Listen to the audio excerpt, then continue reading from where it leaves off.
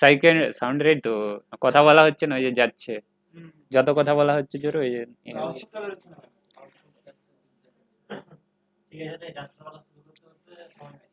হ্যাঁ ঠিক। আচ্ছা এরপরে তাহলে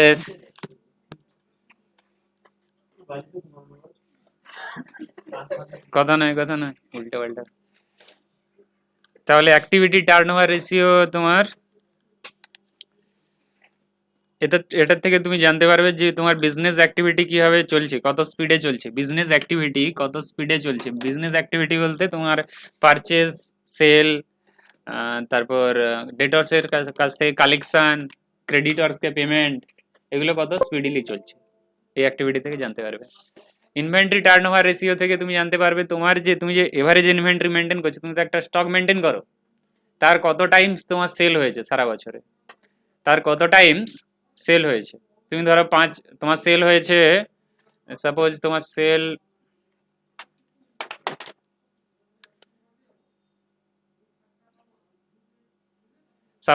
সেল হয়েছে 60 লাখ টাকা, 60 লাখ টাকা সেল হয়েছে, কিন্তু তোমার তুমি যেটা মেনটেন করো টার্নওভার, টার্নওভার নয় স্টক যেটা মেনটেন করো, স্টকটা হচ্ছে 5 লাখ। তুমি সবসময় দেখো কি আমার স্টকে 5 লাখ টাকা আছে কি, স্টক 5 লাখ টাকার আছে কি নেই, তুমি সবসময় 5 লাখ টাকার স্টকই মেনটেন করো।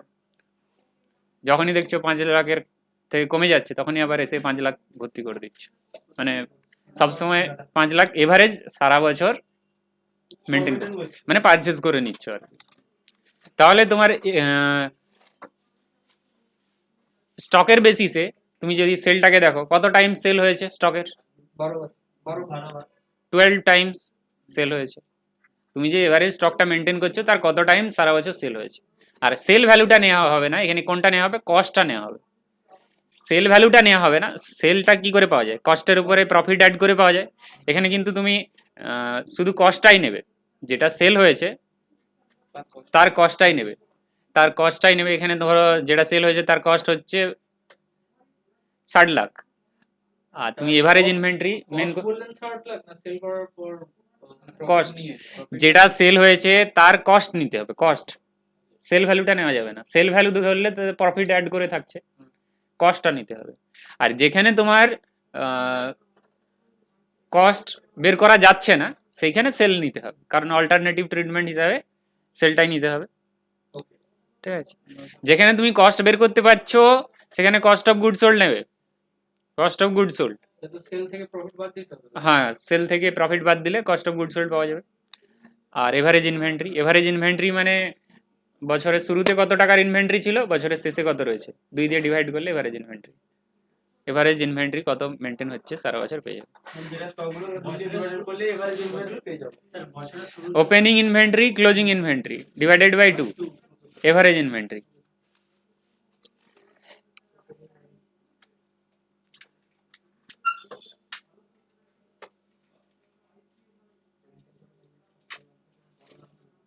আচ্ছা এখানে দেখো ফর্মুলা দেওয়া রয়েছে, ওপেনিং কস্ট অফ গুড সোল্ডকে তুমি তোমার ডেটা দেওয়া থাকতে পারে, তার বেসিসে যদি বের করতে চাও তাহলে ওপেনিং স্টকের সাথে কি করতে হবে, পারচেজ অ্যাড করতে হবে, ক্যারেজ ইনওয়ার্ড অ্যাড করতে হবে, ডাইরেক্ট এক্সপেন্স অ্যাড করতে হবে, আর ক্লোজিং স্টক মাইনাস করতে হবে। মানে ট্রেডিং অ্যাকাউন্টের যা যা থাকে, ট্রেডিং অ্যাকাউন্টে কি কি আছে, ক্যারেজ ইনওয়ার্ড আছে, ডাইরেক্ট এক্সপেন্স বলতে যদি ওয়েজেস দাও ওয়েজেসও আছে, সেটাও ধরে নিতে হবে, সেখান থেকে ক্লোজিং স্টক মাইনাস করতে হবে। এই যে তোমার ট্রেডিং অ্যাকাউন্ট বানানো হয় না, ট্রেডিং অ্যাকাউন্ট বানানো হয় না, এখানে তোমার ওপেনিং স্টক থাকে, টু পারচেজ থাকে, টু ওয়েজেস থাকে, যদি আদার কোনো ডাইরেক্ট এক্সপেন্স থাকে ক্যারেজ ইনওয়ার্ড থাকে, বাই ক্লোজিং স্টক, কথা নয় এদিকে দেখো, সেলস থাকে না, ট্রেডিং অ্যাকাউন্ট শুধুমাত্র ডাইরেক্ট এক্সপেন্স গুলো আসবে, ক্লোজিং স্টক। তাহলে এখানে তুমি ক্লোজিং, এখানে যদি তুমি কস্ট অফ গুড সোল্ড বের করতে চাও তাহলে সেলের সাথে কি করতে হচ্ছে, আচ্ছা সেল বাদ দাও, এখানে তুমি ওপেনিং স্টক নিচ্ছ, পারচেজ নিচ্ছ, আর এগুলো সব যোগ করে দিচ্ছ, যোগ করার পরে ক্লোজিং স্টকটা মাইনাস করছো, ক্লোজিং স্টকটা মাইনাস করে দিচ্ছ, ক্লোজিং স্টকটাকে মাইনাস করে দিলে তুমি পেয়ে যাচ্ছ কস্ট অফ গুড সোল্ড, যে গুডসটা সেল হয়েছে তার cost. Inventory, opening inventory, closing inventory divided by 2। তাহলে দেখো এক্সেলে কিন্তু তুমি ডিভাইডেড বাই এখানে 2 দিতে পারবে না, তোমাকে কি করতে হবে, স্ল্যাশ দিয়ে এখানে 2 দিতে হবে। এক্সেলে এইভাবে করতে হবে, বুঝতে পারলে?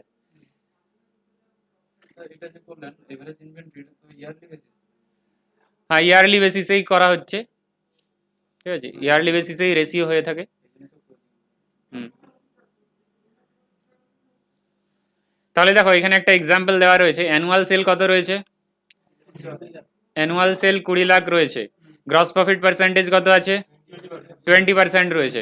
তার মানে তুমি কস্ট অফ গুড সোল্ড বের করতে পারবে কি পারবে না? কস্ট অফ গুড সোল্ড বের করতে পেরে যাবে। সেল থেকে, সেল 20 লাখ, তার উপরে তুমি যদি 20% গ্রস প্রফিট মাইনাস করে দাও, তাহলেই তো তুমি কস্ট অফ গুড সোল্ড পেয়ে যাবে। 16 লাখ হবে, এখানে নিচে করা রয়েছে, সেল থেকে গ্রস প্রফিট মাইনাস হবে, সেল তোমার 20 লাখ, সেখান থেকে তুমি 4 লাখ, কি 20% মানে কি 4 লাখই তো হচ্ছে, তাহলে কস্ট অফ গুড সোল্ড হচ্ছে 16 লাখ। তাহলে cost of good sold 16 lakh, আর এভারেজ স্টক হচ্ছে, এভারেজ স্টক ওপেনিং স্টক দেওয়া রয়েছে, ক্লোজিং স্টক দেওয়া রয়েছে, ডিভাইড বাই 2 করলে কত হচ্ছে, 4 লাখই হচ্ছে। তো 4 লাখ এখানে 40,000 রয়েছে, এখানে তাহলে একটা জিরো বাড়বে, তো যোগ করেছে, তো যোগ করে তো ভাগ করেছে, তুই 4 লাখ হবে, এটা 4 লাখ হবে। তোমাদের বইতে যদি 40,000 থাকে 4 লাখ করে নাও, 40,000 থাকলে কেটে 4 লাখ করো। বলো। 4 ধরনের রয়েছে, ইনভেন্টরি টার্নওভার রেশিও প্রথমে, তারপরে হচ্ছে debtors turnover ratio, debtors turnover ratio এরপরে দেখবো, ক্রেডিটর্স টার্নওভার রেশিও, তারপরে ওয়ার্কিং ক্যাপিটাল রেশিও।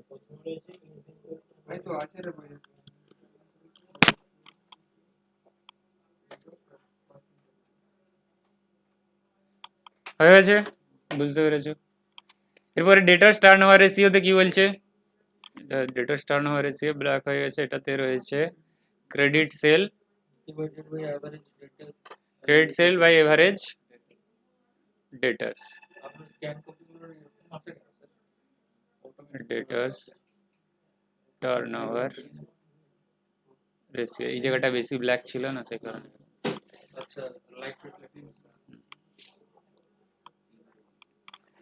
আচ্ছা, তাহলে ডেটর্স টার্নওভার রেশিও থেকে তুমি কি বুঝতে পারবে? এটা তো ফর্মুলা আছে, এখান থেকে তুমি কি ডেটা পাচ্ছ, এখান থেকে তুমি পাচ্ছ কি তোমার তোমার যে ডেটর্সের ব্যালেন্স রয়েছে, এভারেজ ডেটর্সের ব্যালেন্স, তার কত টাইমস ক্রেডিট সেল হয়েছে।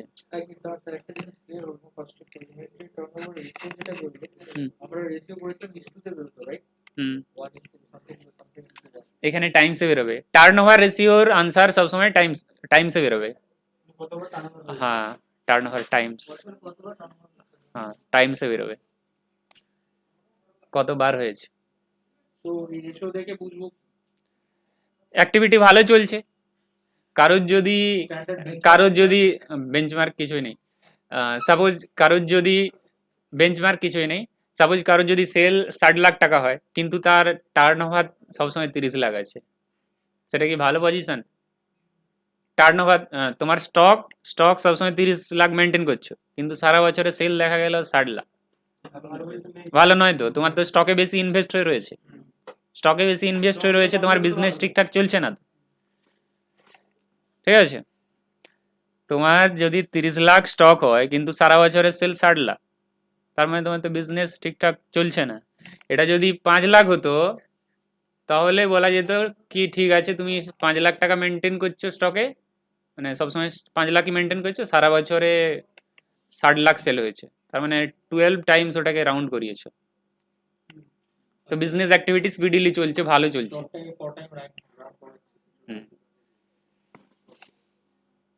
স্টক টার্নওভার রেশিওতে। এরপরে ডেটর্স টার্নওভার রেশিওতে কি বলছে, যে তুমি তোমার যে এভারেজ ডেটর্স রয়েছে, মানে যাদেরকে ধারে সেল করেছো প্রত্যেক মাসে বা সবসময় যে ডেটর্সটা থাকছে, তোমার তো ব্যালেন্স, তুমি যদি প্রত্যেক মাসেও ব্যালেন্স শিট বানাও, একটা তো ডেটর্সের ব্যালেন্স থাকবে, ডেটর্সের ব্যালেন্স থাকবে, তুমি যে এভারেজ ডেটর্সটা মেনটেন করছো, মানে ধারে সেল করেছো, সেটা সারা বছর যে ক্রেডিট সেল রয়েছে, সারা বছরের ক্রেডিট সেলের কত টাইম, না এখানে তোমার উল্টো হবে, যে তোমার যে ডেটর্সটা তুমি মেনটেন করছো তার কত টাইমস ক্রেডিট সেল হয়েছে, হ্যাঁ কত টাইমস ধারে সেল হয়েছে। তোমার এভারেজ ডেটর্স ধরো 3 লাখ, তুমি যখনই ব্যালেন্স শিটে দেখো যে তোমার যখনই ব্যালেন্স শিটে বলতে তুমি যদি প্রত্যেক মাসেই ব্যালেন্স শিট বানাও, তুমি দেখতে দেখতে পাচ্ছ কি তোমার ডেটর্সের ব্যালেন্স রয়েছে 3 লাখ 3 লাখ 3 লাখ। তার মানে তোমার যখনই দেখো ডেটর্সের কাছ থেকে ধার পাবে 3 লাখ, মানে একজনের কাছ থেকে তো কালেকশন হচ্ছে, আবার সেল করছে, আবার সে ধার হয়ে যাচ্ছে, আবার সেল করছে ধারে, আবার ক্রেডিট হয়ে ডেটর্স হয়ে যাচ্ছে, এভাবে চলতেই আছে। সবসময় তুমি দেখছো, যখনই দেখছো 3 লাখের আশেপাশে রয়েছে ডেটর্সের কাছ থেকে পাবে। কিন্তু সারা বছরে তুমি ক্রেডিট সেলটা দেখলে সেটা কত দেখলে কি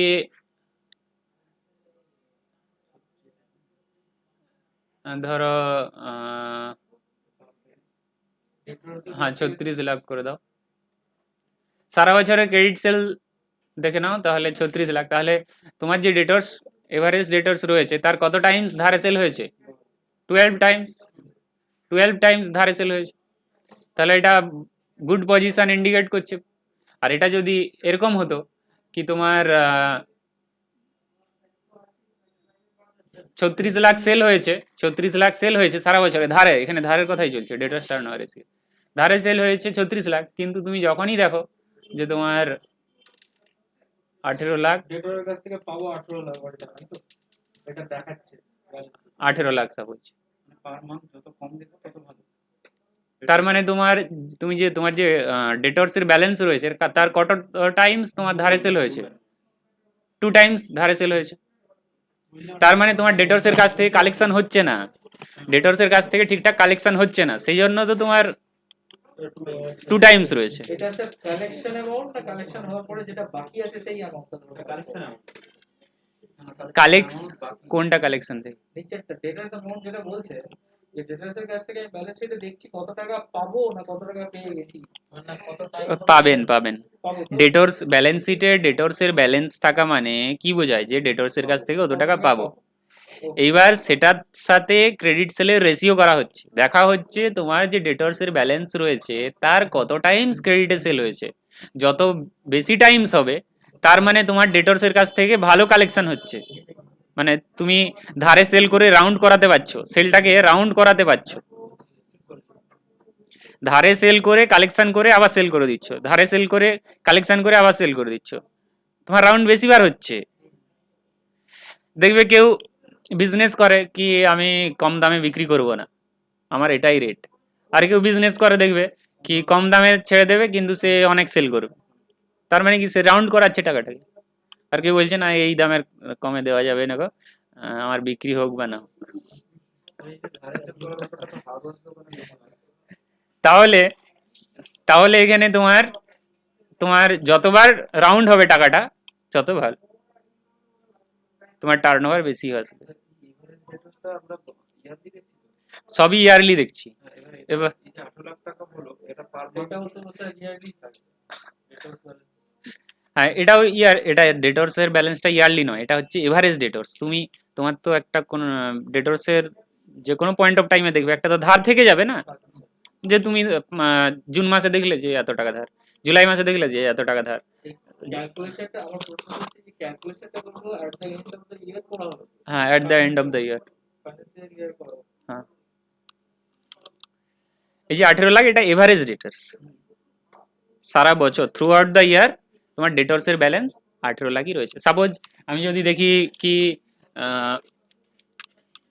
এখানে এভারেজ বলতে ওপেনিং ক্লোজিং নেওয়া হচ্ছে, কিন্তু তুমি যদি সারা বছরের এভারেজ দেখো তাহলে এখানে 18 লাখ, কোনো মাসে হচ্ছে, কোনো মাসে হচ্ছে 18,500,000, কোনো মাসে হচ্ছে 17,99,500, কোনো মাসে 18,01,500, এরকম চলতে আছে ডেটর্সের ব্যালেন্স। যখনই তুমি দেখো আপ অ্যান্ড ডাউন হচ্ছে, কিন্তু তোমার এভারেজ ডেটর্স আছে 18 লাখ। আমরা ভালো পজিশন দেখব যত এটা কম, হ্যাঁ যত বেশি হবে টাইমসটা তত বেশি ভালো। কম থাকলে ভালো। আর এখানে দেখো না 18 লাখ তোমার ধার পড়ে রয়েছে, আর আগের কেসে কত পড়ে আছে? 3 লাখ ধার পড়ে আছে, কোম্পানিতে তো লস টাকা নেই। ঠিক আছে। তার মানে তোমার অ্যাক্টিভিটি রেশিও থেকে তুমি জানতে পারবে তোমার অ্যাক্টিভিটি কত স্পিডিলি চলছে, তার মধ্যে ইনভেন্টরি টার্নওভার রেশিও দেখলে, সেখানে স্টকের বেসিসে দেখলে, আর এটা ডেটর্সের বেসিসে দেখলে, ঠিক আছে। এরপরে এসে যাও ক্রেডিটর্সের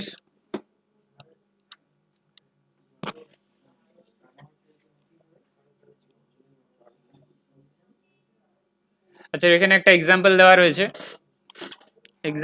রয়েছে, তোমাকে কি বের করতে হবে, debtors turnover ratio, average collection period বের করতে হবে। ডেটার্স টার্নওভার রেশিও দেখে নাও, ক্রেডিট সেল কত রয়েছে 60,000, এভারেজ ডেটার্স বলে দেওয়া রয়েছে through out the year, average একটা ডেটার্স থাকছে যাদের কাছ থেকে টাকা পাবো 5,000 ডিউ থাকে, 5,000-এর মতো আশেপাশে ডিউ থাকে সবসময়। তো তোমার কত টাইমস, রিসিভেবলস মানে হচ্ছে বিল রিসিভেবল, ওই যে একটা বলেছিলাম না, বিল রিসিভেবল বলতে একটা ডকুমেন্ট যাতে তুমি প্রমিস করছো কি আমি এত দিন পরে টাকাটা দেবো, 3 মাস পরে কি 2 মাস পরে টাকাটা দেবো, সেটাই হচ্ছে বিল রিসিভেবল। ধরো আমি তুমি আমার কাছ থেকে, তো এটাকে এখানে কি হিসেবে ট্রিট করা হবে? এখানে অ্যাসেট হিসাবেই ট্রিট করা হবে, অ্যাসেট হিসাবেই ট্রিট করা হবে এবং ডেটর্সের মধ্যেই ধরা হবে, ওটা ডেটর্সের মধ্যেই ধরা হবে, ঠিক আছে, ডেটর্সের মধ্যেই ধরা হবে। টাকাটা তো আমরা ক্যালকুলেশন করে নিয়ে নিয়েছি যে আমি পাবো এটা করে নিয়ে কারেন্ট অ্যাসেট ধরবো তো, কারেন্ট অ্যাসেট প্লাস ওটা ডেটর্সের পার্ট হিসাবেই ধরা হবে, ডেটর্সের পার্ট হিসাবেই ধরা হবে। তাহলে এভারেজ ডেটর্স বলে দিয়েছে আর এভারেজ বিল রিসিভেবল বলে দিয়েছে, দুটোই কি বললাম ডেটর্সের পার্ট হিসাবেই ধরা হবে, কারণ তোমার ডেটর্স যে রয়েছে ওদের কাছ থেকেই তো বিল রিসিভেবলটা পাওয়া যায়। তো তুমি যখন ডেটর্স টার্নওভার রেশিও ক্যালকুলেট করছো তখন এভারেজ ডেটর্স বলা মানে ওই বিল রিসিভেবল থাকলে ওটাও নিতে হবে, এভারেজ বিল রিসিভেবল ওটাও ধরে নিতে হবে। তাহলে এখানে এভারেজ ডেটর্স বলতে তো 5,000 প্লাস 5,000, কারণ 5,000 5,000 রয়েছে না, 5,000 5,000 10,000 নিয়ে নিতে হবে, তাহলে কত টাইমস 6 টাইমস। তোমার যে এভারেজ ডেটর্স থাকছে তার কত টাইমস ক্রেডিট সেল হয়েছে 6 টাইমস। হ্যাঁ মডারেট পজিশন, 2 টাইম তো আর একেবারে খারাপ, তোমার ধার 18 লাখ পড়ে গেছে কিন্তু সারা বছরে 36 লাখ সেল হয়েছে।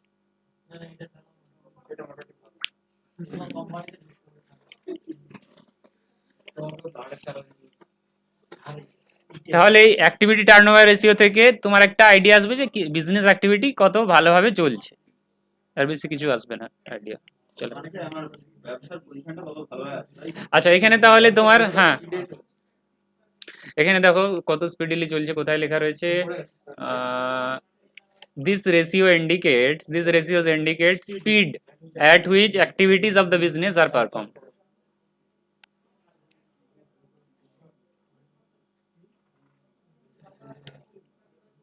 আচ্ছা ডেটর্স টার্নওভার রেশিও তাহলে কত 6 টাইমস, তাহলে তোমার কতবার কালেকশন হয়েছে, এই যে 60,000 টাকা ধারে 60,000 টাকার ধারে সেল হলো কিন্তু তোমার এভারেজ ডেটর্স মেনটেন হয়েছে 10,000 করে, তার মানে কতবার 6বার কালেকশন হয়েছে, 6বার কালেকশন হয়েছে,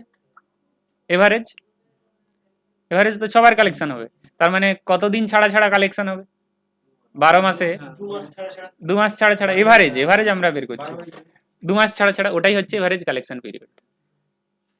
তোমার যে 6বার কালেকশন হলো 60,000 টাকা ধারে সেল করেছো কিন্তু ডেটর্স 10,000 করে তুমি দেখতে পাচ্ছ, তার মানে 6বার কালেকশন হয়েছে, তো এভারেজ কতদিন ছাড়া ছাড়া কালেকশন হয়েছে 2 মাস ছাড়া ছাড়া, 12 দিয়ে ভাই, আর যদি দিনে বের করতে চাও এটা মাস দিয়ে বের করেছে, দিনে বের করতে চাইলে 365/6 করতে হবে, তাহলে দিনে পেয়ে যাবে এতদিন ছাড়া ছাড়া।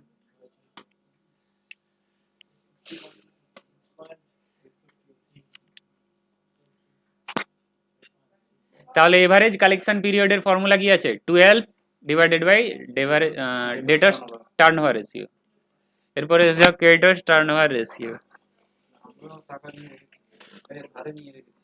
এটা তার উল্টো হবে, এটা হ্যাঁ এটা পারচেজের সময়, তার মানে ডিনোমিনেটর কম থাকলে বেশি রাখতে হবে। হ্যাঁ এর ক্ষেত্রে তাহলে রিভার্স সিচুয়েশন থাকবে, এক্ষেত্রে তুমি যত দিনের বেশি ক্রেডিট পাবে, মানে ক্রেডিট মানে ধার পাবে সেটা বেশি থাকলে ভালো, এখানে তোমার ডিনোমিনেটরটা বেশি থাকলে ভালো তোমার কোম্পানির দিক থেকে, মানে নিচের অ্যামাউন্টটা যে এভারেজ ক্রেডিটর্স আছে।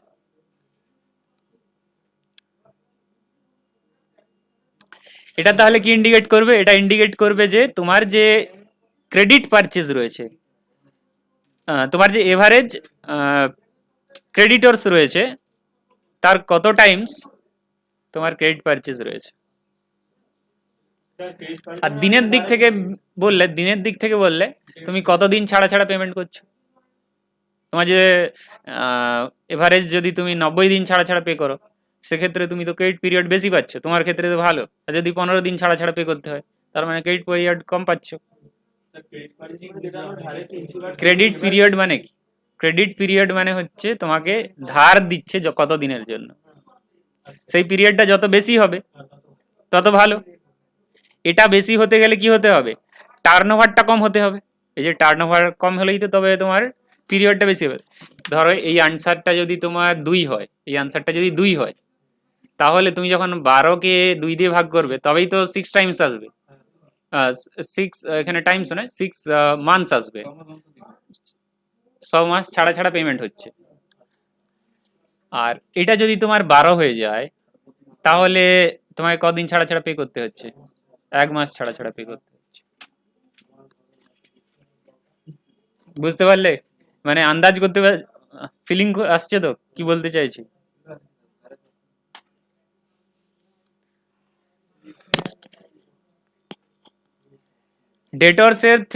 ডেটর্স টার্নওভার রেশিওর ক্ষেত্রে যত বেশিবার কালেকশন হবে, যত বেশি টাইমস, তোমার ক্ষেত্রে সেটা ভালো। কিন্তু ক্রেডিটার্স এর ক্ষেত্রে তুমি দেখবে যে হ্যাঁ, কত কম টাইমস তুমি পে করছো, সেক্ষেত্রে ভালো।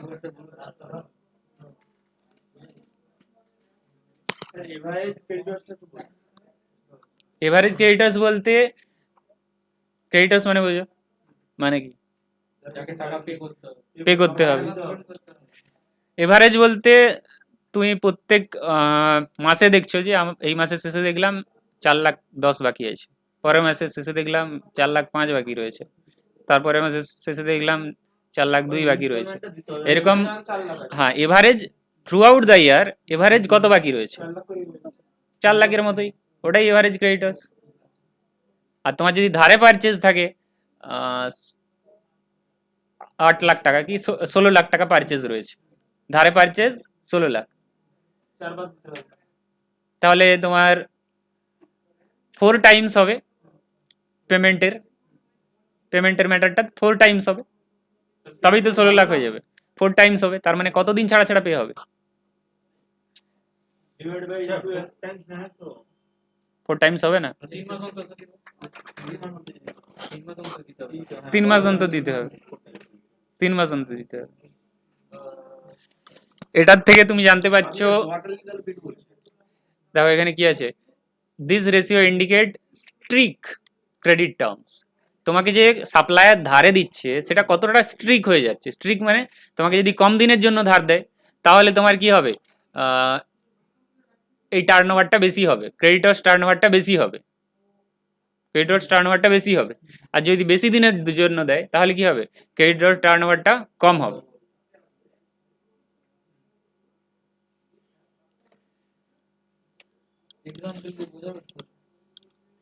এক্সাম্পল রয়েছে, দেখা যাক।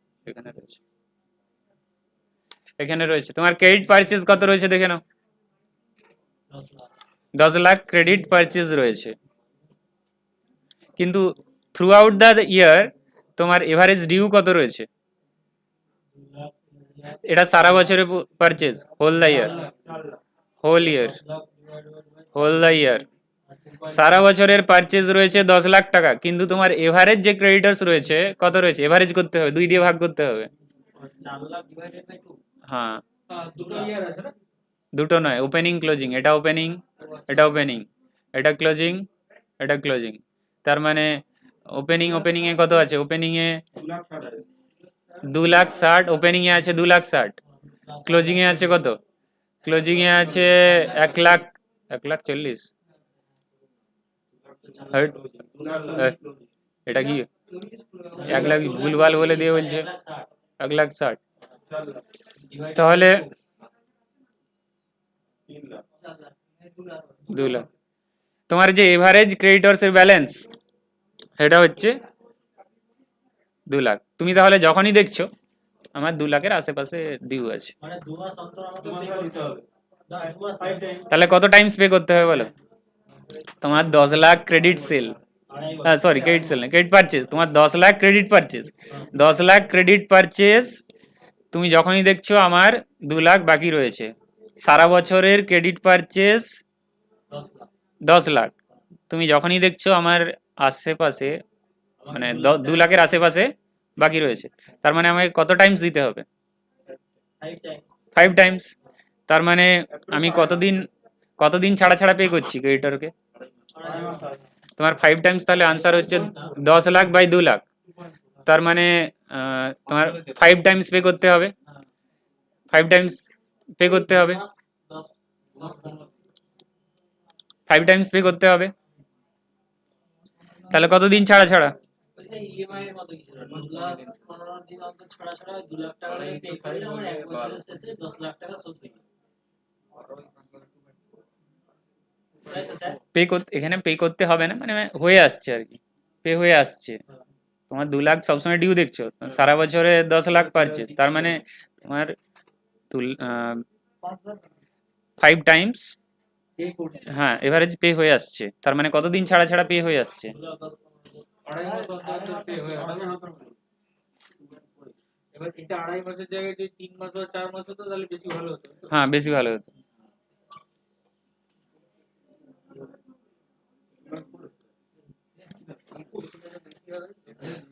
এইবার এইবার তোমার যদি এটা কম হয়, এটা ধরো এটা কম হলো, এখানে টাইমটাকে কম হতে হবে।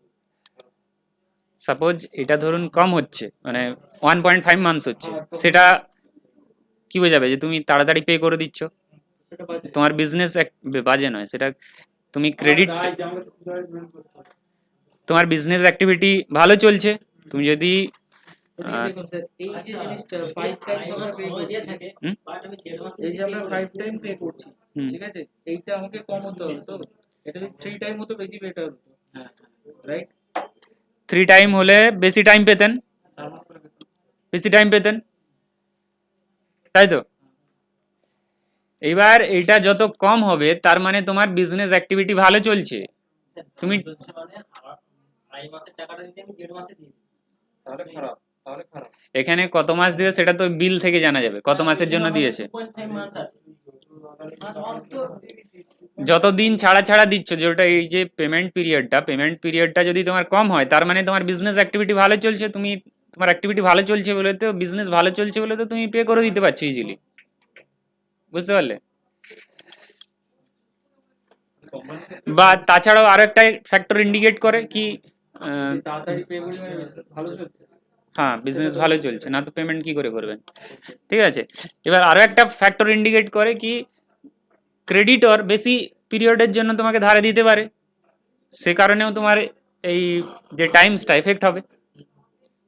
কোনো ক্রেডিটর বলেছে কি তুমি 3 মাস পরে দিলেও হবে, তুমি কি তার আগে পে করে দেবে? দেবে না নিশ্চয়ই, দেবে না নিশ্চয়ই, সেক্ষেত্রেও তোমার এই যে টাইমসটা এফেক্টেড হবে, তো এফেক্টেড হবে, তুমি বেশি দিন ডিউ রাখবে, যে আউটস্ট্যান্ডিং কমে যাবে, টাইমটা তখন কমে যাবে। কমে যাবে। তাহলে ক্রেডিটর টার্ন ওভার রেশিও তোমার কি ইন্ডিকেট করবে, যে তুমি কতদিন ছাড়া ছাড়া পে করছো, আর যদি সেটা কম দিন হয় তার মানে তোমার বিজনেস অ্যাক্টিভিটি ভালোই চলছে, আর যদি বেশি দিন হয়ে থাকে সেক্ষেত্রে ইন্ডিকেট করবে কি, দুটো জিনিস ইন্ডিকেট করতে পারে কি, তুমি পে করতে পারছো না, আরেকটা কি ইন্ডিকেট করতে পারে যে তোমাকে বেশি দিন ক্রেডিট টার্মস দিয়েছে, ক্রেডিটার্স তোমাকে বেশি দিনের জন্য বলেছে ঠিক আছে 3 মাসের জন্য তোমার ক্রেডিট টার্মস দেওয়া হবে, সেই জন্য তুমি পে করছো না, ডিউ রেখেছো, আর তোমার সেই জন্য কি হবে, এখানে যে ডিনোমিনেটর রয়েছে ওটা বেড়ে থাকবে, ডিনোমিনেটর সে কারণেই বেড়ে থাকবে। লোন নেওয়ার জন্য তাহলে এটা যত কম হবে তত ভালো, মানে টাইমসটা যত বেশি হবে। লোন নেওয়ার ক্ষেত্রে, এটা তো লোন নেওয়ার জন্যই তো এই রেশিওটা দেখছি। লোন নেওয়ার ক্ষেত্রে দেখছি না, এখানে দেখছো তুমি বিজনেস অ্যাক্টিভিটি, দেখো লোনের ক্ষেত্রে ওই সলভেন্সি রেশিও দেখবে, লোনের ক্ষেত্রে সলভেন্সি রেশিও দেখবে, মানে ব্যাংক যে লোন দেবে, এটা তুমি ইনভেস্ট করার আগে দেখতে পারো ওর বিজনেস অ্যাক্টিভিটি কিরকম চলছে, ঠিক আছে, ইনভেস্ট করার আগে দেখতে পারো যে কোম্পানির বিজনেস অ্যাক্টিভিটি তাড়াতাড়ি টাকা পে করতে পারছে, পে করতে পারছে, ঠিক আছে। এটাকে লোন দেওয়ার সময় এটা দেখবেন। ব্যাংকও দেখতে পারে যে আমার টাকা ঠিক করে পে করতে পারবে না ঠিক টাইমে। স্যার এইটা একটু বলুন না, ক্রেডিট ভার্সেস বিল পেয়েবলটা এগুলো কি বলবেন? ওপেনিং ওই যে ডকুমেন্ট লিখে দেয় না, যেটা বললাম, তুমি যদি কাউকে ডকুমেন্ট লিখে দাও সেটা কি হয়ে যাবে, তোমার কাছে বিল পেবেল হয়ে যাবে। তুমি যদি ওই লেখা ডকুমেন্টটা পাও তোমার কাছে বিল রিসিভেল হয়ে যাবে, ঠিক আছে। যে আমি 3 মাস পরে কি 2 মাস পরে 5 লাখ টাকা দেবো, আমি প্রমিস করছি, এটা যদি তুমি পেয়ে থাকো তোমার কাছে রিসিভেবল। যদি ওই ডকুমেন্টটা দিয়ে থাকো, যদি ওই ডকুমেন্টটা দিয়ে থাকো কাউকে, তাহলে বিলস পেবেল তোমাকে দিতে হবে, কারণ তুমি প্রমিস করছো তো। তাহলে ওইটা আমাদের কাছে তাহলে কারেন্ট লায়াবিলিটিস তাহলে bills payable. Current liability. Current liabilities. কিন্তু এইখানে আমরা ক্লোজিং ওপেনিং ব্যালেন্স যোগ করলাম, যেটা ওই যে 2 লাখ আর 40,000, এই দুটো কেন যোগ করলাম opening? আগের কোশ্চেনে কি বলেছিলাম যে ডেটরস আর বিল রিসিভেবল একই জিনিস, কারণ ডেটরসই তোমাকে বিলটা দিচ্ছে। তেমনি ক্রেডিটরসের ক্ষেত্রেও যে তোমার ক্রেডিটরস তাকেই তো তুমি বিলসটা দিচ্ছ না, তো ক্রেডিটরস বিল পেবেল দুটো একসাথে অ্যাড হবে, বুঝতে পারলে?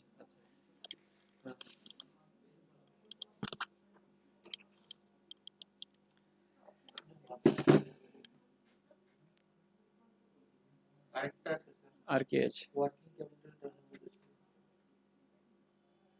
ওয়ার্কিং ক্যাপিটাল এটা লাস্ট, তাই তো? হুম। এটা কনভার্সন। এটা কি অ্যাক্টিভিটি দেখতে ফার্স্ট এটা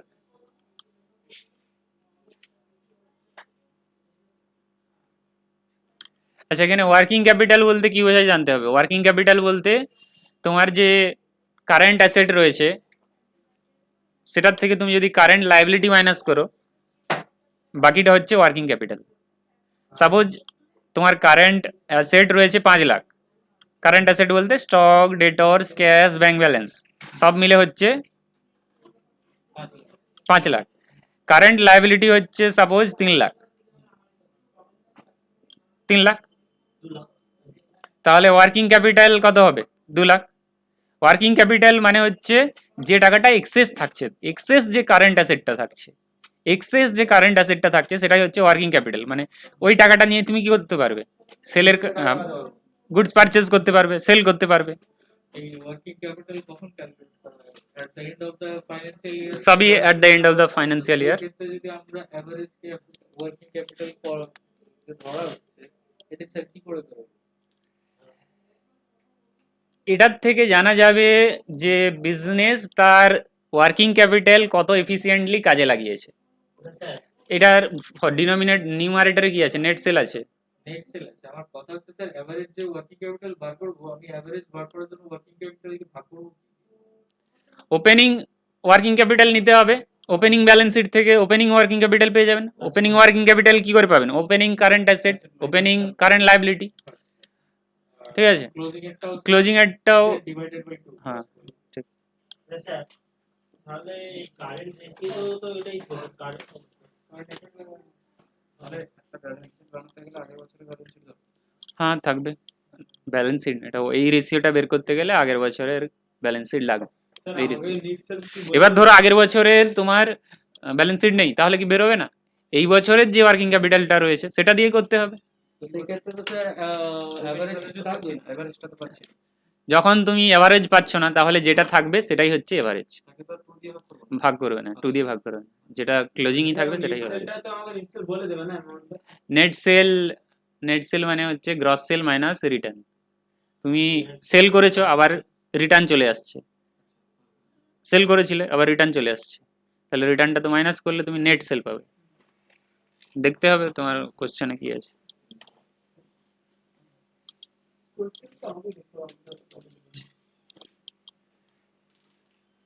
তাহলে এটার থেকে কি বোঝাবে যে তোমার যে ওয়ার্কিং ক্যাপিটালটা রয়েছে মানে এক্সেস কারেন্ট অ্যাসেট, বাড়তি কারেন্ট অ্যাসেট। ওয়ার্কিং ক্যাপিটালের ফর্মুলা কি রয়েছে? Current asset minus current liability. তার মানে কি বোঝায় যে তোমার এক্সেস যে কারেন্ট অ্যাসেটটা রয়েছে বাড়তি, কারেন্ট লাইবিলিটি বাদ দিয়ে, সেটার কত টাইমস তোমার সেল হয়েছে, সেটার কত টাইমস সেল হয়েছে, তার কত টাইমস সেল হয়েছে, তার কত টাইমস তুমি সেল করতে পেরেছো। যেটা থাকবে সেটা কত টাইম মানে কোনটা ভালো স্যার? এটা বেশি হলে ভালো অবভিয়াসলি, তুমি সেই টাকাটাকে কাজে লাগিয়ে বেশিবার যত ভালো বেশি হবে তত ভালো। কারেন্ট অ্যাসেট, মিড সেলটা যত বেশি হবে এবার তোমার যে ওয়ার্কিং ক্যাপিটালটা রয়েছে তার কত টাইম সেল হয়েছে, তুমি যদি বেশি বার করতে পারো তার মানে তুমি বিজনেস অ্যাক্টিভিটি ভালো চালাচ্ছ, সেই টাকাটাকে কাজে লাগিয়ে বেশিবার সেল করাচ্ছ, ডিনোমিনেটর কম হতে হবে। ডিনোমিনেটর কম হতে হবে।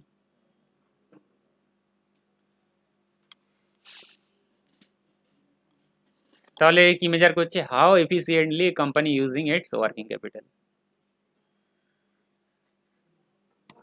Two support level of sales, মানে কত টাইম সেল হচ্ছে আর কি। তাহলে একটা দেখলে স্টকের বেসিসে অ্যাক্টিভিটি কিভাবে চলছে, আরেকটা দেখলে ডেটরসের বেসিসে, ডেটরসের বেসিসে দেখলে তোমার অ্যাক্টিভিটি কিভাবে চলছে। 3 নম্বর ওয়ার্কিং ক্যাপিটালের বেসিসে দেখলে তোমার অ্যাক্টিভিটি কিভাবে চলছে। ডেটরসের আবার ডেটরস কালেকশন পিরিয়ড রয়েছে, ক্রেডিটার্সের আবার ক্রেডিটার্স আবার পেমেন্ট পিরিয়ড রয়েছে, creditors payment period.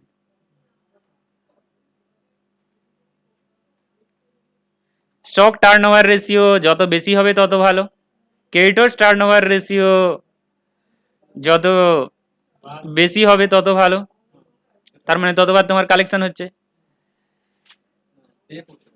Sorry creditors না, ওটা ডেটর্স টার্নওভার রেশিও যত বেশি হবে তত ভালো কালেকশন হচ্ছে। ক্রেডিটার্স টার্নওভার রেশিও যত বেশি হবে সেক্ষেত্রে তোমার ইন্ডিকেট করবে যে তুমি পেমেন্ট করে দিতে পারছো, সেক্ষেত্রে তুমি সেটা ইন্ডিকেট করবে যে তুমি পেমেন্ট করে দিতে পারছো, কিন্তু কোম্পানির জন্য সেটা ভালো হবে না, কারণ কম ক্রেডিট টার্মস পাচ্ছে, মানে ক্রেডিট পিরিয়ডটা কম পাচ্ছে, সেই জন্য তাড়াতাড়ি পে করতে হচ্ছে। আর ওয়ার্কিং ক্যাপিটাল রেশিও এটা ইন্ডিকেট করছে যে তোমার যে ওয়ার্কিং ক্যাপিটালটা থাকছে কারেন্ট অ্যাসেট থেকে কারেন্ট লাইবিলিটি মাইনাস করার পর যে এক্সেস অ্যাসেটটা পড়ে থাকছে, current asset, excess cash, excess bank balance, সেটা দিয়ে তুমি কত অ্যাক্টিভিটি চালাচ্ছ, কত স্পিডিলি চালাচ্ছ। হ্যাঁ, তো সেটা সেলের সাথে কম্পেয়ার করা হচ্ছে, সেলের কত টাইমস, মানে সেটা দিয়ে কত টাইমস তুমি সেল করাতে পারছো, তার কম্পারিজনে সেলের সাথে রেশিও করে দেখা হচ্ছে। ওয়ার্কিং ক্যাপিটালে কোনো প্রবলেম করে দেওয়া ওয়ার্কিং ক্যাপিটালের ওয়ার্কিং ক্যাপিটালের নেই, ওয়ার্কিং ক্যাপিটাল কাজে লাগে না, ওটা তো আমার ইম্পর্টেন্ট নেই সেই জন্য দেয়নি। মানে একটা টাকা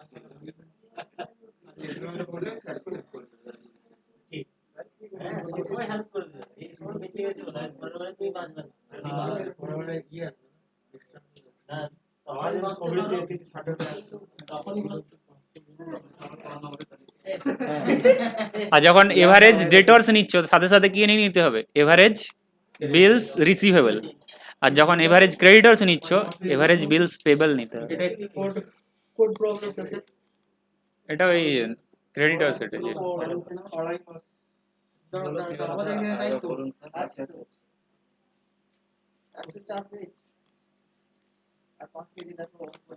পাঁচ পেজে এটা তো এটা থেকে এটা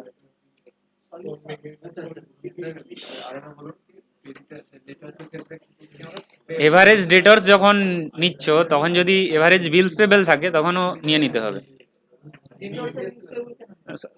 রিসিভেবল থাকে, আর ক্রেডিটর্সের ক্ষেত্রে পেবল থাকলে নিয়ে নিতে হবে। ঠিক আছে, এরপরে চলো, এগুলো তো হয়ে গেছে, এবার কোশ্চেনটা দেখে নাও, কোশ্চেনে কোনটা করতে পারবে না। অ্যাসাইনমেন্ট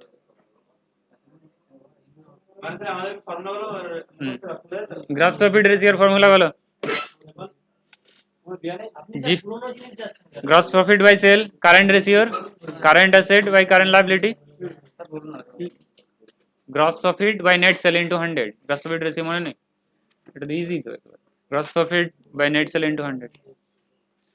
আচ্ছা আর গ্রস প্রফিট ট্রেডিং অ্যাকাউন্টে পাই যায় স্যার, সেলস থেকে মাইনাস কোনটা কোনটা? গ্রস প্রফিট আরেকটা আচ্ছা, গ্রস প্রফিট বের করার ফর্মুলা তুমি সেল থেকে cost of goods sold minus করলে পেয়ে যাবে। গ্রস প্রফিট তো ট্রেডিং অ্যাকাউন্ট থেকে পাবে, ট্রেডিং অ্যাকাউন্ট থেকে পাবে, আর net sale minus return, gross sale minus return. Factory rent থাকলে ট্রেডিং অ্যাকাউন্টে আছে ফ্যাক্টরি রেন্ট থাকলে। আচ্ছা, current ratio current asset by current liability, liquidity ratio बोलो current asset minus stock minus prepaid expense prepaid expense divided by current liability আর bank overdraft কখন minus হয় যদি payable in demand not payable on demand যেমন বলা থাকবে bank overdraft not payable on demand কি not payable on demand payable on demand মানে short term মানে ডিমান্ড সেটা হবে হ্যাঁ নট পেবল অন ডিমান্ড হলে মানে লং টার্ম মাইনাস হয়ে যাবে আচ্ছা ডেপ্ট ইকুইটি বলো ডেপ্ট ইকুইটি মনে আছে লং টার্ম ডেপ্ট divided by shareholders fund sir আমি একটা কথা বলছি আর পরের দিন আমি এগুলো সব দেখে আসছি তারপরে আপনি অ্যাসাইনমেন্ট করাবেন রিটার্ন অন ক্যাপিটাল এমপ্লয়েড বলো যে টাকাটা এমপ্লয় করেছো তার উপরে রিটার্ন তার দুটো ratio return on capital employ return বলতে earning before interest and tax tax interest দেওয়ার আগে যে আর্নিং ট্যাক্স ইন্টারেস্ট দেওয়ার আগে যে আর্নিং বা profit before interest and tax বলতে পারো একই জিনিস প্রফিট বিফোর পিবিআইটি বা ইবিআইটি পিবিআইটি বা EBIT profit before interest and tax বা earning before interest and tax এটা একটা আর তোমার যে টোটাল ক্যাপিটাল এমপ্লয়েড ওটা একটা তুমি যে আর্নিংটা পাচ্ছ তোমার ক্যাপিটাল এমপ্লয়েডে সেটা কত পার্সেন্টেজ তুমি যে টোটাল ক্যাপিটালটা লাগিয়েছো তার কত পার্সেন্টেজ রিটার্ন আসছে ক্যাপিটাল এমপ্লয়েড বলতে সব কিছুই এসে যাবে সব কিছুই লং টার্ম শেয়ার ক্যাপিটাল এসে যাবে ডিভেঞ্চারও এসে যাবে লোনও এসে যাবে সব লং টার্ম পুরোটাই ক্যাপিটাল এমপ্লয়েড প্রেফারেন্স শেয়ারও এসে যাবে ক্যাপিটাল এমপ্লয়েডের মধ্যে ক্যাপিটাল এমপ্লয়েড বলতে লোন এসেও যাবে ক্যাপিটাল এমপ্লয়েডের মধ্যে শেয়ার ক্যাপিটালটা আসবে আর লোন আসবে ডিবেঞ্চার যা যা লং টার্ম রয়েছে সব আসবে শেয়ার ক্যাপিটাল তো আসবেই শেয়ার বলতে প্রেফারেন্স ইকুইটি দুটোই আসবে প্লাস এদিকে রিজার্ভ অ্যান্ড সারপ্লাসও আসবে প্লাস এদিকে লোন আসবে ডিবেঞ্চারও আসবে সব কিছু ক্যাপিটাল এমপ্লয়েড মানে পুরো টাকা যা টাকা লাগানো হয়েছে বিজনেসে বুঝতে পারলে আচ্ছা এটা দুটো নাম রয়েছে রিটার্ন অন ইনভেস্টমেন্ট রয়েছে একই জিনিস রিটার্ন অন ক্যাপিটাল এমপ্লয়েড একই জিনিস ওই দিন স্ল্যাশ দিয়ে দেখিয়েছিলাম return on investment return on capital employed একই জিনিস কি বলছো স্যার স্যার করে বলো এই যে রেশিও অ্যানালাইসিস থেকে পরীক্ষা 30 নাম্বার আছে 30 25 25 নাম্বার কমই 25 নাম্বার আরেকটা স্যার দুই ছেড়ে দেবে ঠিক আর কথা এই দাঁড়ান আর ব্র্যান্ড রেকনসিলিয়েশন স্টেটমেন্ট করেছিলেন না একটা ওইরকম কোনো ফিক্স নেই আসতে পারে কোনোটা থেকে এলো না অন্যটা থেকে এলো কতগুলো চ্যাপ্টার আছে অনেকগুলোই তো আছে সবগুলো থেকে আসবে কথা আছে যদি আসে ওটা থেকে তোমার 20 আসবে ব্রাঞ্চ থেকে ঠিক নেই স্যার কোনটা থেকে কত আসবে ঠিক নেই কোনোটা নাও আসতে পারে ঠিক আছে ব্রাঞ্চ কোনোবারে নাও আসতে পারে না এলেই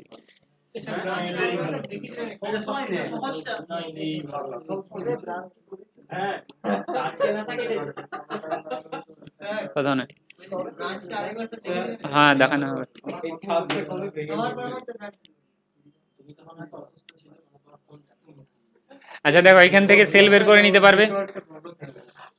এইটা আমি করাবো এটাই করিয়ে দিয়েছিলাম মনে হয় সে তো বড় স্যার আমি কি বলছি আমি দেখে আসি স্যার তো আপনি করে দিবেন পাঠিয়ে পরের দিন স্যার সবাই দেখে আসবে এইটা আপনি করতে দিন হ্যাঁ এটা কোনটা? করতে দিন কি কতটা করে নিয়ে আসছে দেখা যাক তারপর আপনি সলভ করে দেবেন তা আপনি বলতে থাকবেন আমরা হ্যাঁ হ্যাঁ বলতে জি আছে এটা স্যার কত পেজে আছে এটা তাহলে হোম টাস্ক করো হ্যাঁ কত পেজে আছে স্যার কত পেজে স্যার একটু বলে দিন 109 অ্যাসাইনমেন্ট নাম্বার 2 অ্যাসাইনমেন্ট লাস্টে পাবে এটা তো হুম কত পেজ বলুন স্যার 109 এবার ঠিক করে এই নাম্বার 109 109 আচ্ছা স্যার আর কোনো অ্যাসাইনমেন্ট এমন নেই যাতে সবগুলো দেখা হয়ে যায় মানে এই যে রেশিও 4 ভাগে ভাগ করা যায় তার আবার কতগুলো ভাগে ভাগ করা যায় 4 ভাগে ভাগ করা যায় না না একটা প্রবলেম অতগুলো থাকে নাই না না একটা প্রবলেম না আরো অন্যান্য কিছু বলতে আরো অ্যাসাইনমেন্ট কিছু দিন না এগুলো আগে কমপ্লিট করো এগুলোই করতে পারছো না আবার বাড়ি থেকে এগুলো complete- কালিময় করে লাভ আছে শুধু রেশিও থাকবে আগে আগে এগুলো কমপ্লিট করো তাহলে অ্যাসাইনমেন্ট নাম্বার 2টা দিয়েছেন তাই তো বাদ করতে দেখতে হবে অ্যাসাইনমেন্ট নাম্বার 2টা তোমরা বাড়িতে চেষ্টা করবে না পারলে এখানে করো আপনার আজকে অবশ্যই স্যার না আর 9 মিনিট আছে আচ্ছা ঠিক আছে চলো আজকে হয়ে গেছে, পরের দিন আবার দেখা যাবে। তাহলে তোমার সব রেশিও শেষ হয়ে গেছে, এবার অ্যাসাইনমেন্ট গুলো যেটা পারবে না করাবে। রেশিওর কোর্সে এটাই আমাদের বলছি না, রেশিও এই ফিনান্সিয়াল চ্যাপ্টারে যেটা ট্রেন্ড অ্যানালাইসিস আছে ওটা করাবেন কি? ট্রেন্ড অ্যানালিসিস পরে করাবো, ঠিক আছে? ওটা কখন এই করাবেন? দাঁড়াও, আগের দিন পরে করাবো ওটা। ওটা হচ্ছে সবসময় থেকে একটা ক্লিয়ার করে ফেলো। আর এক্সাম সব ভালো করতে বলছে কি ক্লিয়ার করব পুরো চ্যাপ্টারটাই ক্লিয়ার আছে। হ্যাঁ, কোনো চাপ নেই। জিজ্ঞেস করছি আমরা যে স্যার 3 মাস